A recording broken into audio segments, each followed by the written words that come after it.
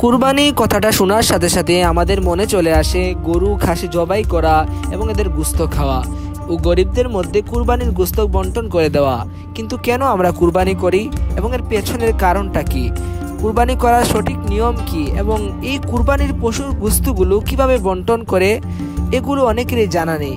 আজ আমরা আপনাদেরকে ছোট্ট করে কুরবানির ইতিহাসের প্রেক্ষাপট এবং কুরবানি করলে মহান আল্লাহ তাআলা রাজি ও খুশি হবেন, কিভাবে কুরবানি করব, এই নিয়ে বিস্তারিত আলোচনা করব কুরআন ও হাদিসের আলোকে। তাই সম্পূর্ণ ভিডিওটা খুব মনোযোগ দিয়ে দেখবেন, একটা সেকেন্ড স্কিপ করবেন না। আর এমন রেগুলারলি ডেডিকেটেড ভিডিও যদি আপনারা পেতে চান তাহলে অবশ্যই চ্যানেলটা সাবস্ক্রাইব করে ভিডিওটা লাইক করে দিবেন। প্রথমে আমরা জানবো হযরত ইব্রাহিম আলাইহিস সালামের সম্পর্কে। হযরত ইব্রাহিম আলাইহিস সালাতু ওয়াস সালাম ছিলেন মহান আল্লাহ তাআলার একজন বিশ্বস্ত বন্ধু এবং নবী। তিনি যখন তার বয়সের শেষ সীমায় উপস্থিত হন, দীর্ঘ দুয়ার পরে মহান আল্লাহ তার ঘরে এক ধৈর্যবান নবী প্রেরণ করেন, যার নাম হযরত ইসমাইল আলাইহিস সালাম। তার জন্মের পরে নবী ইব্রাহিম আলাইহিস সালাম সব থেকে প্রিয় মানুষ ছিল তার একমাত্র ছেলে ইসমাইল। ছেলেটি যখন একটু বড় হয় তখন এক রাতে ইব্রাহিম আলাইহিস সালাম একটি ভয়ঙ্কর স্বপ্ন দেখলেন। আল্লাহ তাকে আদেশ করলেন তার সবচেয়ে প্রিয় জিনিসকে মহান আল্লাহর রাস্তায় কুরবানি করার জন্য। এর তাফসীর ও ব্যাখ্যাকারগণ বলেছেন, এই স্বপ্নটা হযরত ইব্রাহিম আলাইহিস সালাম 3 রাত ধরে দেখেছেন। তৃতীয় রাতে তিনি নিশ্চিত হন এটা কোনো শয়তানের দেখানো স্বপ্ন নয়, মহান আল্লাহর পক্ষ থেকে এক মহা পরীক্ষা। তখনই তিনি বুঝতে পারেন যে উনার প্রিয় বস্তু তো আর কিছুই নয়, উনার একমাত্র সন্তান ইসমাইল আলাইহিস সালাম।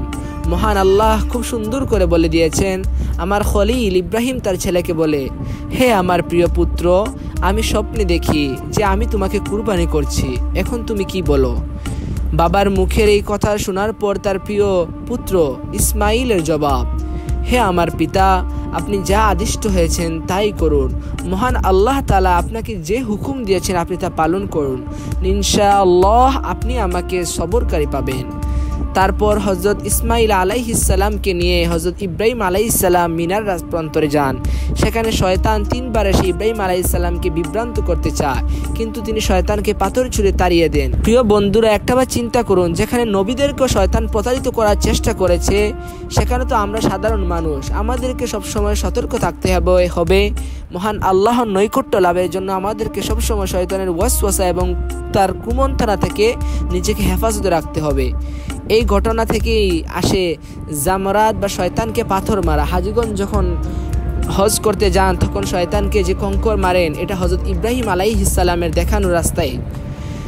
শেষে যখন তিনি চোখ বেঁধে ইসমাইল আলাইহিস সালামকে শুয়ে কুরবানি করতে গেলেন, তখন মহান আল্লাহ তাআলার হুকুমে জিব্রাইল আলাইহিস সালাতু ওয়াস সালাম তখন ইসমাইলের জায়গায় জান্নাতি একটা দুম্বা প্রেরণ করে দিলেন। আল কুরআনে মহান আল্লাহ তাআলা বলেন, আমি তাকে মহান কুরবানির মাধ্যমে পরিবর্তন করে দিলাম। আল্লাহ একটি বড় ভেড়া পাঠান এবং ইসমাইল আলাইহিস সালাম রক্ষা পান। এখানেই কুরবানির মূল শিক্ষা, আল্লাহর জন্য নিজের প্রিয় জিনিস ত্যাগ করা। কুরবানি শুধু একটি পশু জবাই করা নয়, এটা হচ্ছে আত্মত্যাগ, ভালোবাসা, আল্লাহর প্রতি পূর্ণ আনুগত্য। আজও আমরা এই কুরবানি করে স্মরণ করি সেই ত্যাগ ও ঈমানের ইতিহাস। কুরআনে সূরা হজ্জে মহান আল্লাহ তাআলা বলেন, আল্লাহর কাছে তাদের গোশত ও রক্ত পৌঁছায় না, বরং পৌঁছে তাদের তাকওয়া। আজকের দিনে অনেকেই শুধু পশু কেনা বেচা করে, তাদের ছবি তুলে সামাজিক যোগাযোগ মাধ্যমে আপলোড করে, এসবই ব্যস্ত। আমরা ভুলে যাই এই কুরবানি আমাদের জন্য তাকওয়ার জন্য, আমাদের আত্মশুদ্ধির জন্য।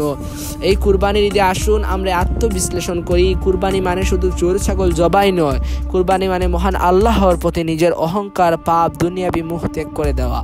একবার ভেবে দেখুন, আমরা কি আল্লাহর জন্য কিছু ত্যাগ করতে প্রস্তুত? আপনি কাকে বেশি ভালোবাসেন, এই দুনিয়াকে নাকি মহান আল্লাহকে? অবশ্যই কমেন্ট করে জানাবেন। আর যদি ভিডিওটা ভালো লেগে থাকে তাহলে অবশ্যই আপনারা চ্যানেলটা সাবস্ক্রাইব করে ভিডিওটা লাইক করে একটা গঠনমূলক কমেন্ট করে দিবেন। আসসালামু আলাইকুম।